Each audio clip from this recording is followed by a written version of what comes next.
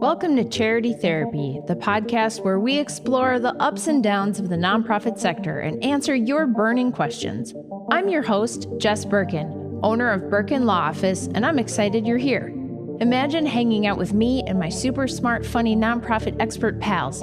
You get to ask them anything about your nitty-gritty nonprofit life and get their wisdom for free. Whether you're a seasoned pro or just strapping on your nonprofit boots, we're here to share stories and remind you you're not alone on this journey. So get ready to join the conversation and bring me the tough questions. I ain't scared. Ready to rock? Let's dive in.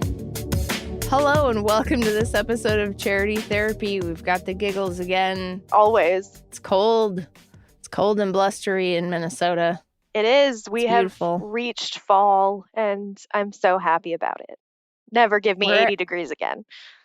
I know, right? Well, except for by like March, we'll be begging for 50. For my short-term planning right now, never again.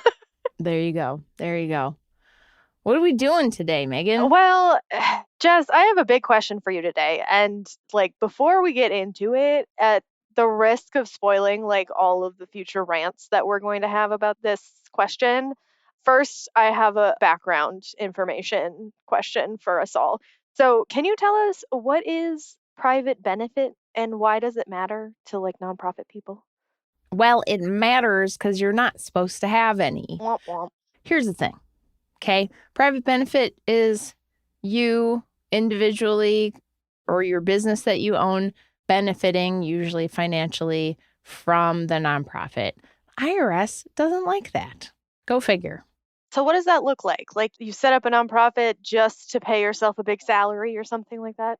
Yeah. So this looks like we set up a nonprofit so that my dad can donate $60,000 to charity, which will magically pay for my salary as the executive director. Yep. Or we set up a nonprofit so that everyone we know and love can donate money to charity to fund the heart transplant for my niece. Sure. Who mysteriously is the only beneficiary of this nonprofit. When you're donating to charity, here my air quotes, it's not actually for a public benefit, it's for your individual benefit. And the IRS is concerned with that because in theory, if they're not making you pay your taxes, your income tax, then it should be benefiting the public, right? Yeah. Yeah. The whole point of having a C3 status is that you're a public charity that serves the public and doesn't serve private interests. Because if you served private interests, you would be a regular taxable company. Right. And the easiest examples are obviously the scammiest examples, but it's kind of a slippery slope. And there can be stuff where maybe it could have been okay if you'd done it the right way, but you didn't do it the right way. And now it's a problem. It's a complicated topic, but that's kind of the nut of it, is that you're not supposed to personally benefit. Makes sense. All right. So with that in mind, we do have a question from a listener today. I thought you might. Yeah, here we go. Let's jump right in. My wife and I have fostered for local pet rescues for years, and we'd like to turn that into our jobs. We're moving out of the city and looking to buy acres of vacant land to build on and perhaps farm on. Our dream is to open up a specialty rescue for large and extra large dog breeds. Our question is, can we kill two birds with one stone and establish our home and grounds, which would be developed similar to a farm with all the space and amenities, as a 501c3 and run our business while also living there? Anything helps. Thanks so much. Well, the big red flag here is run our business while living there. That's the part that gives me real concerns. Yep. Because you don't own the nonprofit. It's not your nonprofit. Mm-hmm. It's not your business. Yep. You don't get to benefit from it. Yep.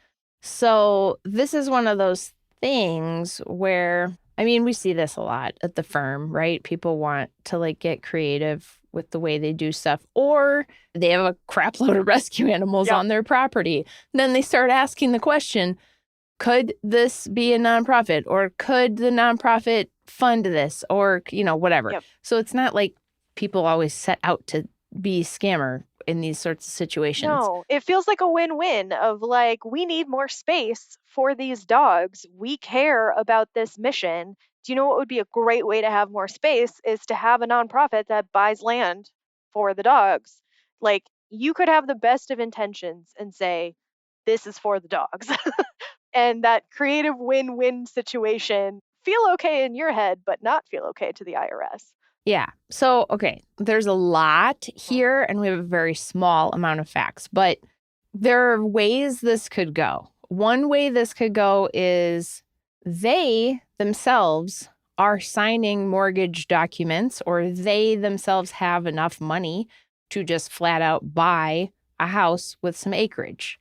Then, if they wanted to donate the use of some of their land to housing these rescue dogs, I guess they could do that if it was for $0. And people don't want to do that. No. Eventually, they're like, well, it costs all this money, and we need to build a special facility, and we need this, and we need that. And wouldn't it be great if the nonprofit actually started paying us rent for their use of our property? Now we start getting into the private benefit stuff. So that's where I'm going to assume that this will end up, right? It's not that they're going to own their farm and just out of the goodness of their own heart use it as a free place for rescue animals to live. The easiest way this comes up is you need to build a structure and you use nonprofit dollars to improve your property with a new pole barn or whatever. Well, who owns that?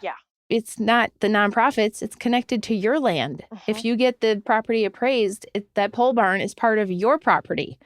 So this gets very muddy really, really fast, and there's not a good way to do it. So one way they could do it, they buy a house and they buy a lot next door that could be parceled off separately. And then eventually, when the nonprofit has enough resources, the nonprofit could acquire that land, maybe. If it's at fair market value or below fair market value, that gets into a whole other thing about, like, is this an arm's length transaction? Do you have an independent appraiser determining the price? Are you sort of like, playing a little fast and loose with the valuation rules so that you can get all of your, like, back pay for all that time you donated the land? Like, all of that stuff comes into play.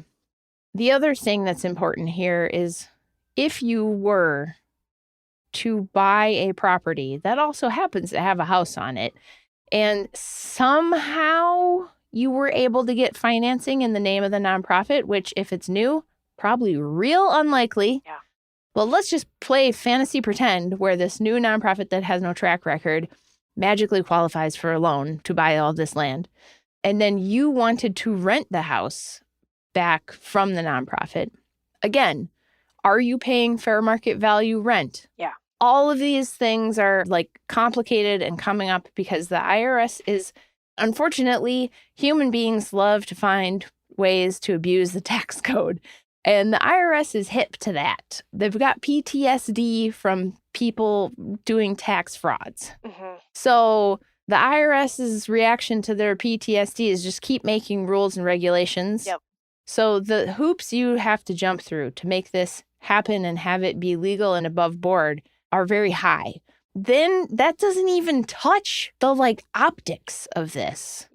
Like, I know a lady just in my personal life, because, like, I adopt rescue animals sometimes. Like, she's got the rescue at her farm. And holy hell, she emails me all the time just being like, people are angry and saying that I'm a scammer and I'm not. And I'm just like, what are you going to do? Like, you're doing this out of your backyard. It doesn't look good. It looks like you must be taking people's donations and improving your own property. The optics are not great. You're not going to have a lot of fundraising success. And you and I both know, what do we know about animal missions? Gets messy real fast. It gets messy because those people are amped up. Lots of drama for the animals. Right. I feel like that is the biggest thing is this person is pitching it as like, oh, this just makes sense as a way to better serve these animals is we'll just have this nonprofit buy this place. We can live there and take care of the animals. It's all for the animals, right? That's sort of where they seem to be coming from this. But the same story told from a different perspective is you started a nonprofit in order to buy a house for yourself, and you are using donated funds to live potentially rent free. And sure, you have Oh, some not to dogs. mention they want the money from the nonprofit to pay salaries for them, too. Don't forget that part of the question. Exactly. This is their jobs. Yeah, exactly. So now this nonprofit is essentially bankrolling their entire lives. And when someone gives in a donation, is it going to pet food or is it going to, like, your personal Wi Fi bill? Like, we don't know. There's no clear distinction there when you are living in the property that the nonprofit has purchased in this fantasy land Yeah. where that could work. It feels like a win-win when you're one of the winners, but it is a lose-lose. Yep. Because your fundraising is going to tank. Yes. You will have a bunch of drama. You will have people calling you out on Facebook and TikTok and Instagram.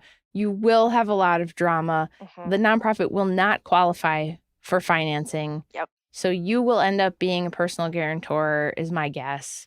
It's just, or worse, you get some donor who's going to finance you buying your house. Like, Feels bad. everything about this leads to a bad place. Yep.